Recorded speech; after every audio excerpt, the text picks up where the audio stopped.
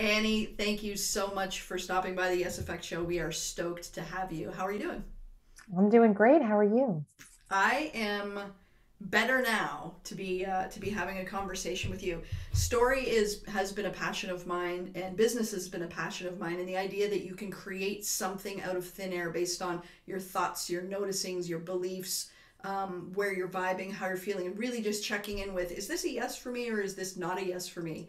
And you have an amazing book coming out now called Establish Yourself, that talks about all of that and more. Can you tell us kind of your backstory and how you came to be the person who's teaching about establishing yourself and running a business in a way that's authentic? Yes, what the backstory story, right? The origin story, the The superhero origin origin story. story. Yeah, of I course. was born a curious child. No, I'll spare you the details of that. But basically, story has played a big role in my life since the very beginning. Since I saw the first movies I ever went to, I wanted to be in the film industry, and I wrote screenplays in college, and I went to college at Duke University and studied film, and kind of tried to do everything I could to get film internships. And I worked at New Line Cinema, and kind of did everything you need to do, kind of set yourself up for a career in storytelling. So between writing them and kind of learning how the sausage gets made. Right. So I did all of that, and I'm from North Carolina. So when I graduated, I did what you have to do if you want to be in the film industry, which is you move. So I moved from North Carolina to Hollywood, and I learned very quickly that I wouldn't be writing movies at first. I would be writing expense reports. So I sort of did the Devil Wears Prada thing and was an assistant, actually, technically the second assistant to the president of Lionsgate. Wow. You may know them. They make the Hunger Games. They actually acquired the Hunger Games when I was there. That pretty much dates me at this point. But so I had this sort of apprenticeship sort of track in the film industry. And as luck would have it, I ended up in a role at Disney. So I ended up working at the Walt Disney Studios and ultimately ended up in a job where it was my role to tell the stories of upcoming films. So I would take the screenplay and the concept art for a movie like Maleficent, the first one that came out with Angelina Jolie, and I would have to create a presentation that our executives and other prominent people around the company could take out around the world and say, hey, we have this movie coming. You really want to be excited about it, create product around it, which you tell just a little bit of the story, not the whole story. Right. I loved what I did. It was an incredible journey, but kind of, I don't know if you can relate to this, Shelli, but I had a unique moment where I worked really hard. I'm sparing you a lot of the bad drama and the bad bosses of corporate America. And I kind of got to this moment where I had this dream job that kind of brought my whole story arc together, as it were. And I looked around and went, oh, this isn't the dream life that I thought it was going to be. It's a dream job, but it wasn't the Right. life. Right. So I think, I'm 27 years old and I have this fabulous dream job that I worked so hard for. And I finally get it. And I'm like, there's more to life than just what I do for a living. And I want what I do to have an impact. And though I was working on these big films and working with filmmakers and being challenged and working for my all-time favorite company, it still is, it wasn't enough. And so I came to this moment of needing to give myself what I call permission to try. So Uh, permission to give up something good, right? When you what don't did know what's coming next. what did that feel like? Because I know so many people, myself included, have to stay finger on the pulse to um, practicing the art of jumping into the unknown. So this was huge for you because, like you said, your entire upbringing, you're like, I'm going to be a filmmaker, and you end up in the mecca of that sort of company or possibility. And there you are going dream job, not dream life. What did that look like for you in the moment where you're like, oh, what do I do now? It was totally terrifying. Totally terrifying. And I think, because I'm sure you can relate, like you tell everybody, this is what I'm going to do. This is the one path I'm going to do. And I actually did it. I actually ended up working for Disney, and who gives up a job at Disney? So there's a lot of the shame and the guilt and the confusion of, well, what else would I do? And I actually, several years later, wrote a book about this experience. So 5 years later, I wrote a book called Permission to Try. And it's the conversation I had with myself with a lot of, it's basically like a pep talk. So if you are someone who's listening to this and going, yeah, I'm thinking about giving up something good, not running away from something, but giving up something good to do something else, but that is terrifying to change my life. it's 11 things you need to hear when you are scared to do just that. So all these lessons that I learned that I had to internalize before I could make that very easy to tell on a podcast. And then I moved and created my business, right? You're missing a whole year of deliberation and then subsequent years of processing those decisions and actions. Well, I think that's really powerful too, because it's always like hindsight is 2020, and you know what Steve Jobs says, you can attach all the dots when you're looking behind you.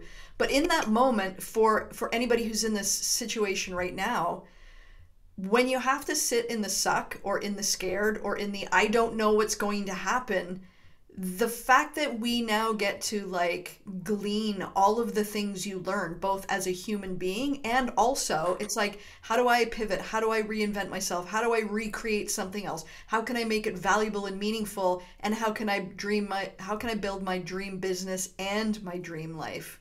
Can you talk about that period of time when you were sitting in sort of the unknown and the scared part? Because I know that is the piece for many people that is going to unlock them, because they're in a version of that for themselves now, because you're killing it now.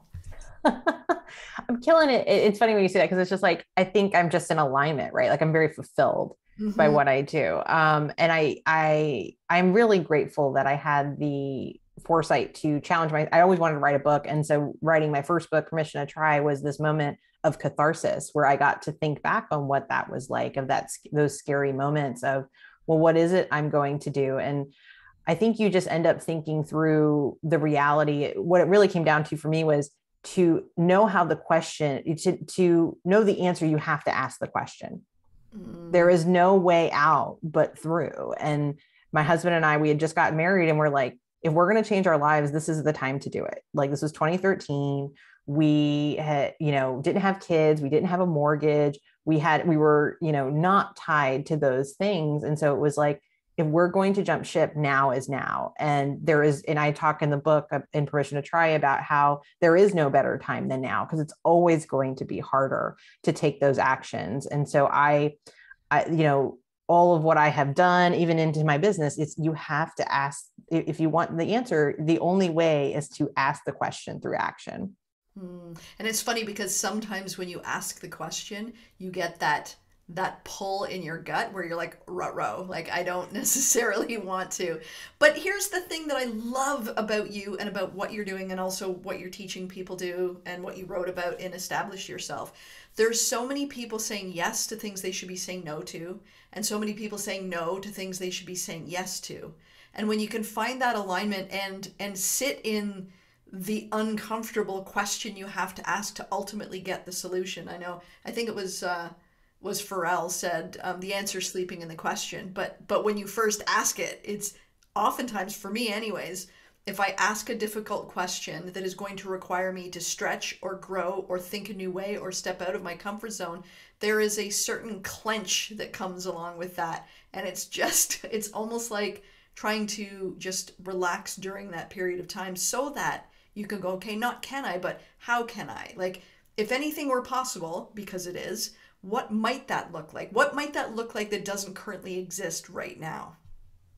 Right. And I also want to add to that, is I think when I say this idea of like, you have to get the answer, you have to ask the question, it means that you have to be willing to take the actions that would answer the question. Mm. Right. So the question itself is powerful, but it's what you do with it.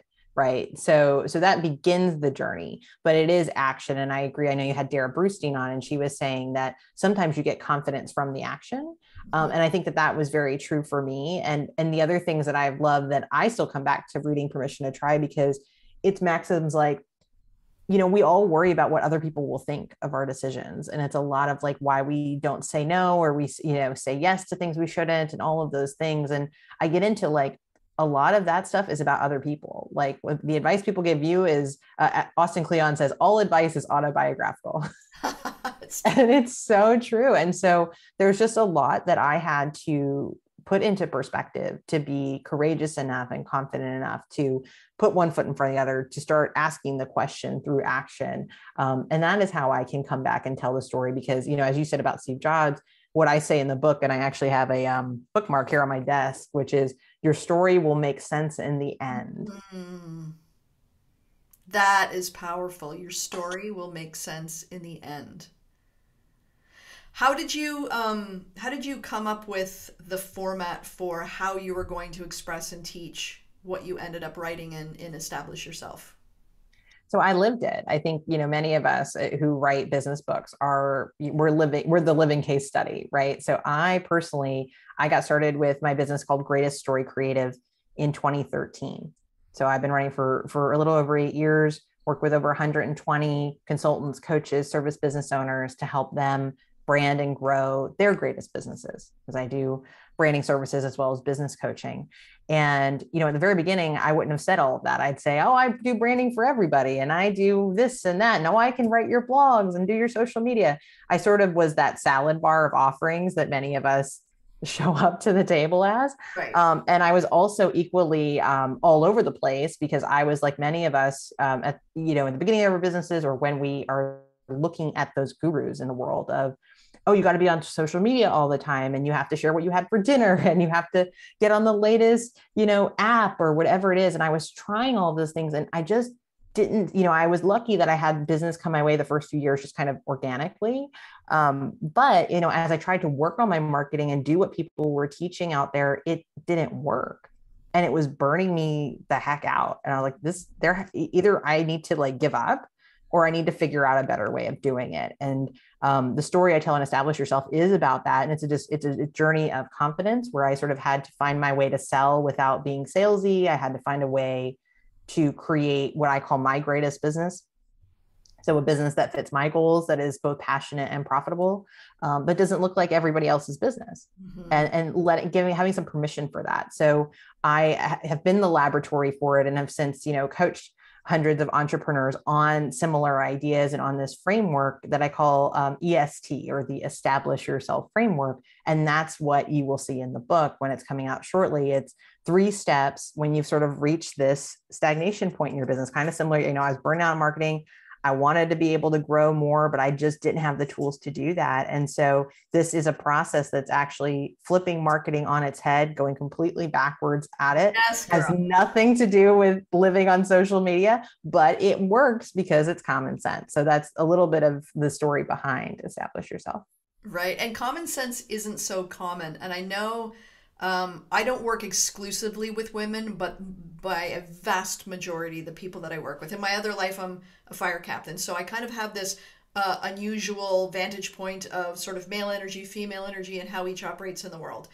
And so the thing that I notice about women that really kind of speaks to what you were saying is, we're all smart people. And it's like, okay, if we want to go there, if we want to achieve that goal or have that end story, whatever that looks like, whether that be for your business or for your personal life, we'll look at it, focus on it, move towards it. And then the next thing we'll ask ourselves is, okay, who is in the position that I want to be in? And we often go and try and do what they do. Most of the people, though, we find, until people like you come along with Establish Yourself and things like that, are male bro marketing gurus. And that's not a judgment against them. It works for you if that is truly and authentically who you be. For most women, who you be. But for most women, that is not who we be.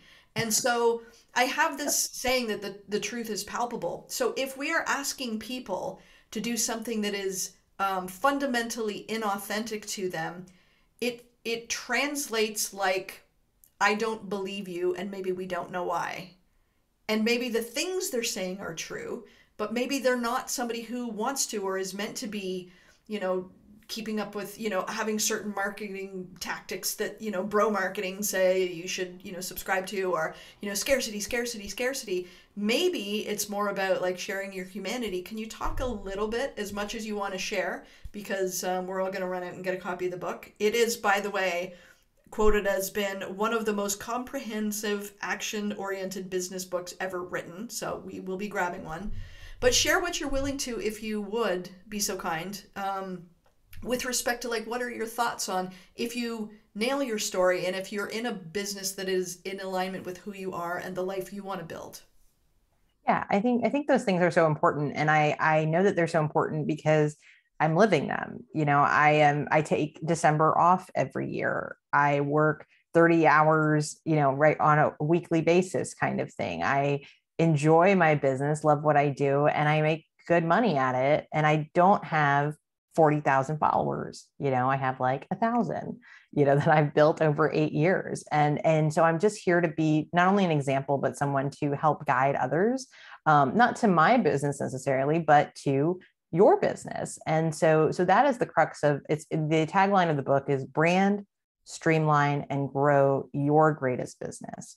Mm-hmm. So what you can do with this, and I'm happy to, I think walking you guys through the framework could be really helpful. It is really an answer to bro marketing. So if you have felt like bro marketing doesn't answer your problems or has burnt you out, that's what Establish Yourself is for. So as you sort of reach this moment of you're either burnout or you don't market yourself because you worry about burnout, there's a different way. And it's actually something I call looking for reverse revenue. Mm-hmm. So you go backwards. All broke marketers are saying it's all about marketing, convert the cold leads, spend all your time on marketing. And at the end of the day, for people like me and people I coach the people I coach are not natural born marketers. It doesn't really work because what good is it to market a business where you haven't figured out what you're the expert at? You haven't priced your services profitably. What good is it to sell a product that makes you no money? Like, right. And that's why a lot of this marketing doesn't connect is you don't have the branding and all of those pieces. So I say, go the opposite direction and it's all going to work better. So the Establish Yourself framework is one that starts with the most important piece. It's like think about it like a pyramid. So you're building upward to this next level of passion and profit, having the business that you really want to have, that you think you can have. That first level is E for embrace your story. More powerful than it sounds if you don't listen to the story beneath the story. Establishing your story and the gravity of that also gives you confidence when you, in your deepest heart of hearts, know that you've earned the right to talk about the thing that you're about to talk and teach about. Yeah. And I call it, I talk about the 4 C's of unlocking your greatest business. And this one really leans into the first C, which is courageous confidence. So not just confidence, but the fact that confidence requires bravery. Brittany Packnett, she did a TED Talk and she's an activist and she says, confidence needs permission to exist. Wow. Confidence needs permission to exist. Yes. And that's what I find. I work with a lot of consultants and coaches who some of the biggest hangups they have is staring them in the mirror.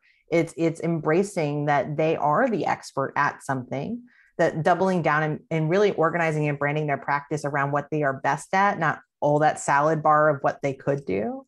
And it has a lot, Brene Brown talks about when we own our stories, like the power in owning our stories. And I love the definition of the word embrace is like to hold enthusiastically and willingly. And so it's not just this, like, when you own something, like, okay, you own it, it's like a self-owned, whatever.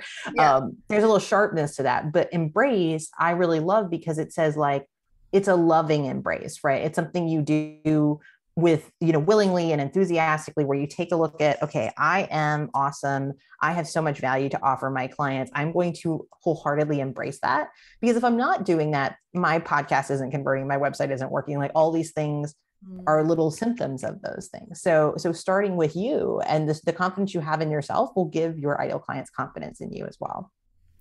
So powerful. I know the ability to have self-awareness is oftentimes the key in the lock. Instead of going, a mile wide and an inch deep, instead you go an inch wide and a mile deep. But what happens is it, for the people you are going to be for anyway, it is like a beacon in the dark. It's like, yeah, it's like a lighthouse, right? There you are. Yeah. Yeah. Absolutely. Amazing. So what comes next? So if we embrace our story, the next step is S, which is shape your business. So this is my favorite example of this is it's really about the operations, the behind the scenes of your business, which a lot of people don't want to work on. They think, okay, I'll spend time on marketing. I don't want to do that stuff. But doing that is akin to what I call fixating on frosting. So it's this idea of like fixating on frosting. So like imagine your business is a cupcake. And most people, all they want to talk about is like the gorgeous sprinkles and the beautiful buttercream and like all the things they're putting on top to make it just so awesome. Oh, and have you seen these glitter sprinkles or whatever it is? And they forget to bake a great cake. And the reality of cupcakes is that you can have a cake with cake, but you can't have a cake that's all frosting. Right. It needs something That's to sit on. fixating. Yeah, yeah, That's yeah. fixating. And the reality is if you have the most beautiful cake in the universe and someone takes a bite of it and it is sawdust, guess what word is getting out about you? Mm-hmm. Right. So we have to, that's what shaping your business is about, is baking your business with the highest quality ingredients, like making sure a cake can be just cake. Right. So there are people, I've worked with people who haven't had a logo for 13 years and they're still thriving and they don't have a website, and you don't need all of these things if you have cake. Frosting makes it that much better, right? But if all it is frosting, it's sugar, it gives us a headache and it doesn't freaking work. Right. So that's what I talk about in the second part of the book, leading you through operations best practices, like how to have better boundaries in your business, set goals, track information like, where your clients come from so you don't go everywhere with your marketing, pricing your services well and having like a signature solution, all of these things that tighten up your business and make it something worth investing in for those clients who think you're the expert. So you can see where a lot of this is like a growth process to tighten everything up, but also do it in alignment with what you actually want to be doing, not just what you have been doing to date. Mhm. Well, it really does speak to work smarter, not harder. Yes. Yeah, And something Dara Brustein has taught me, and her partner Kate Rose now in her membership group. yes, yes, Dara, absolute genius. But the thing that I love about your book, aside from the fact that it really, you know, if you're going to go out and be an entrepreneur, coach, author, speaker, whatever that looks like, bro marketing tells us we need to do this, we need to have this, we need to shore up these. But a lot of that fails to acknowledge the human being that has to actually go out and do that. And a sense of, is this true for me? Is this right for me? Is this even me? And so I love that you're starting with the most important thing in mind, because I feel like that's actually what makes it sustainable. Forget about enjoyable and profitable, but sustainable. Like it doesn't work if you can't continue to put yourself out there in a way that feels comfortable and aligned. Yeah. Absolutely. And the big part of it, before you even get through to embrace your story, you actually take a moment and there's an exercise where you define what your greatest business is. So you Mm, kind of put it all away and say, okay, all things being equal, if I could kind of vision quest, like, what is my greatest business? And for me, the rules I put out there are not that it has to look just like my business. It's that it needs to be two things: passionate. So you love what you do, you really enjoy it, and profitable. mm.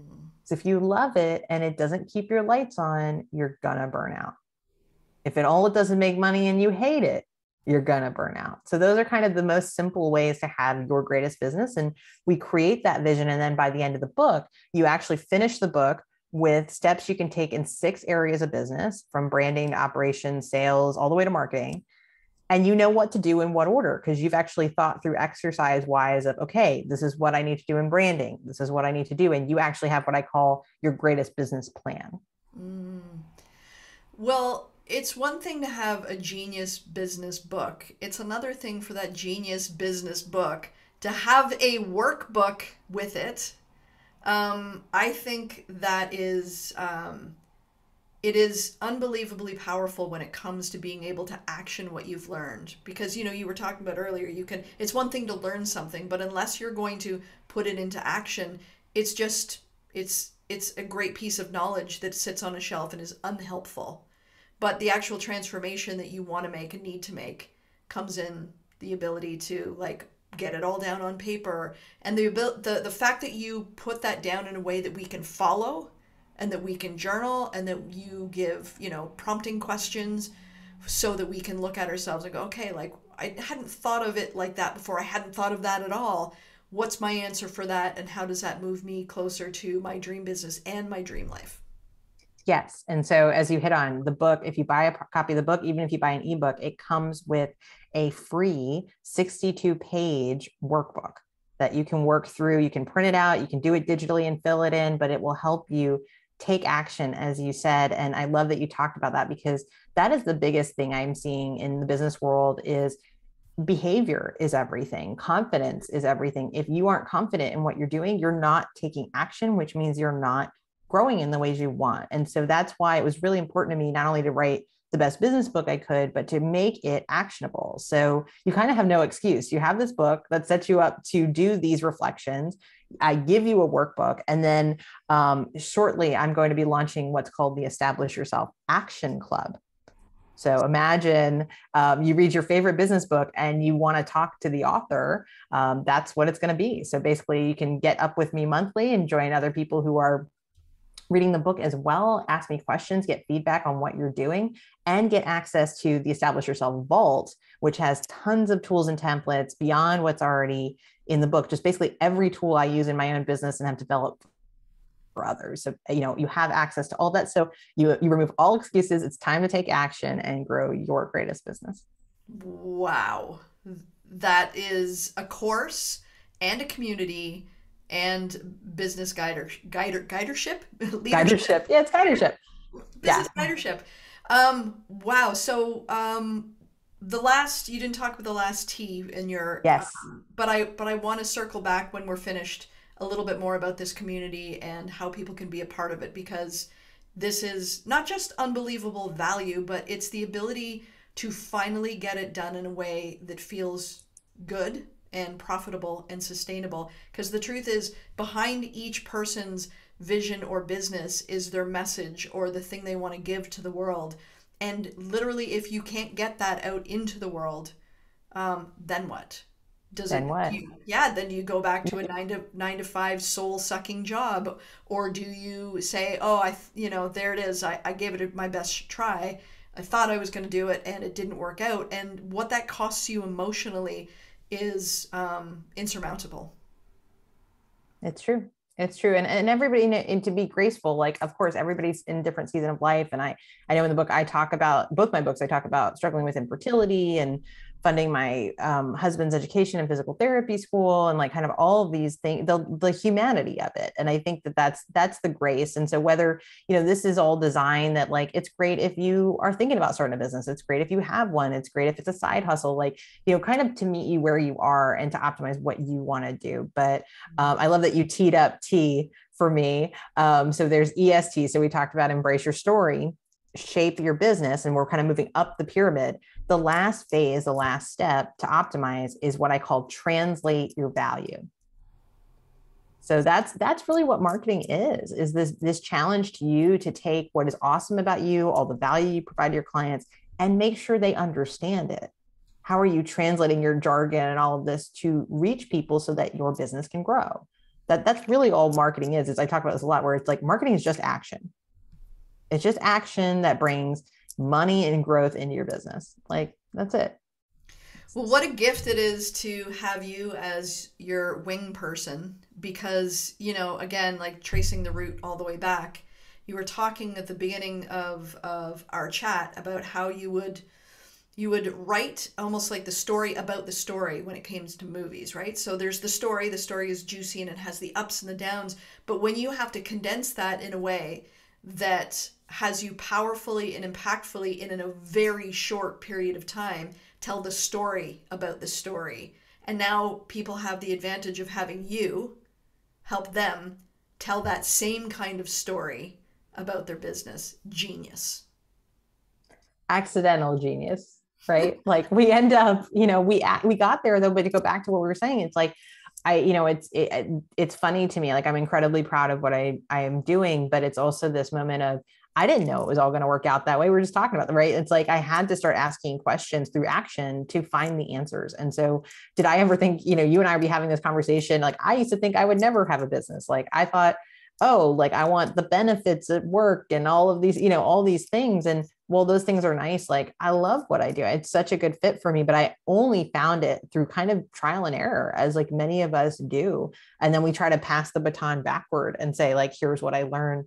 Hope it's useful. Hope it gets you a little bit faster. Mm-hmm. Well, many of my audience will know about Napoleon Hill and the book he wrote, Think and Grow Rich. And he reminds me of you in this way. So Napoleon Hill, just a side story, was a young journalist, and he went to Andrew Carnegie, one of the richest men on the planet back in, I'd call it the 1800s, I'm not sure. And he said, hey, I want to interview. I want to interview. And Andrew Carnegie kept saying, like, get out of here, kid. But he kept coming back so often that Andrew Carnegie kind of said, okay, tell you what, I'm going to allow you to interview both me and my mastermind people. And I want you to find out, like, what is the common thread? We are the richest humans in the world. What is it we know? And so Napoleon Hill curated through observation and experience, and he distilled it all down. And I feel like in many ways, like, you're right, it's accidental genius for you, but we get to live through the filter of your lived experience, of your noticings, of your, and man, what that cuts down for us in time, in money, in just like laser focusing on the one thing that matters the most it's going to be the difference. It's going to be the difference in you being able to continue with your dream and get your gift and your message out in the world, and having to go back to a job that, you know, feels choking. So I'm so grateful that you wrote this. I'm so grateful that you're sharing it, and especially grateful that you put together an incredible workbook so that we can, we don't have to figure it out. I have this saying, your audience gets no jobs, and you haven't left anything for us to figure out. Like, it is literally hand-holding and helping, and now with your community, actual literal human support. If people are looking to be part of your community and to find you online, can you talk just a little bit more about what that's going to look like to be involved and where they can best contact you? Absolutely. So Establish Yourself comes out on paperback and ebook on March 3rd. And it's going to be available on Amazon. It'll probably be available from other retailers like barnesandnoble.com pretty shortly after. But you can find out more information about the book and about me at howtoestablishyourself.com or greateststorycreative.com. It's going to take you a similar place. But basically, check that out. And in the next few weeks, kind of following the release, I'm going to be talking more about and opening the doors to the Establish Yourself Action Club, which is kind of, I see it as like a group coaching program. So it isn't an ongoing membership community. It's not like a Facebook group, but it is a monthly 45-minute session with me where you can actually have the accountability to come and ask questions, get feedback, and meet anyone else that's also attending and working through the book, as well as sort of unfiltered access to all of my trainings, templates, and tools that I have developed over the years and used for clients, help you simplify your marketing, define your brand strategy, all of that good stuff. So it's basically like for Uber fans of the book who are like, I want to do this, and maybe I have that side thing or whatever it is, and I just need to be in Annie's universe and get her help. You actually can have access to me, because I've read enough business books that I'm like, wow, it'd be really nice to like kind of leap off the page and do it, the accountability piece. And so we're trying this as an experiment. Maybe a year from now, you and I will talk and say like, this is what happened, but this is what we're going to do. Incredible. Well, the premise of this podcast, as we were saying earlier, is believe, belong, become. And before you can become something, there's that section of time before that where you feel like you belong to something, you belong here. And the fact that you're creating a community that you can kind of do the work together and work through it, struggles, trials, tribulations, triumphs, victories, and also just the human experience of what does it feel like to be on that mission. It's always great to go somewhere with people who are going where you're going and believe what you believe. Annie, thank you so much for hanging out with us. And one last time, if people are looking for you online, hit me one more time. Yes, you can find me at greateststorycreative.com, and you can learn about Establish Yourself, the book, at howtoestablishyourself.com. Amazing. Thanks so much for coming out. And I can't wait to see what happens for you in this book and the journey of the people who come along with you. My pleasure. Thanks so much for having me.